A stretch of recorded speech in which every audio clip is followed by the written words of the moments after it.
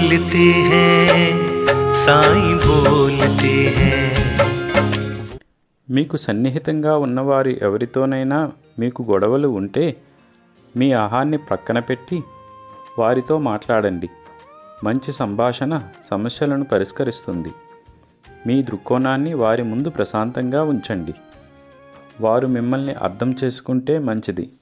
వారు అర్థం చేసుకోకపోతే మిమ్మల్ని ఇంకా అగౌరవపరుస్తూ ఉంటే కొంతకాలం వారి నుండి దూరంగా ఉండండి.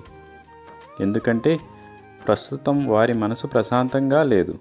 వారి మనసు ఎప్పుడు ప్రశాంతంగా ఉంటుందో అప్పుడు వారు మీ మాట వినలేదని, మిమ్మల్ని అగౌరవపరిచారని స్వయంగా గ్రహిస్తారు.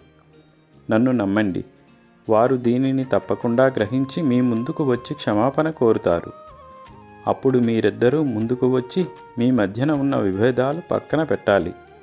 సంబంధాలలో సహనానికి అత్యంత ప్రాముఖ్యత ఉన్నది. ఇది సంబంధాలను బలపరుస్తుంది. నా సూచనలను గుర్తుంచుకోండి. జీవితంలో ముందడుగు వేయండి. మీరు తప్పకుండా ప్రయోజనం పొందుతారు. ఎల్లప్పుడూ నవ్వుతూ సంతోషంగా ఉండండి. నా ఆశీస్సులు మీకు ఎప్పుడూ ఉంటాయి. అల్లా మాలిక్.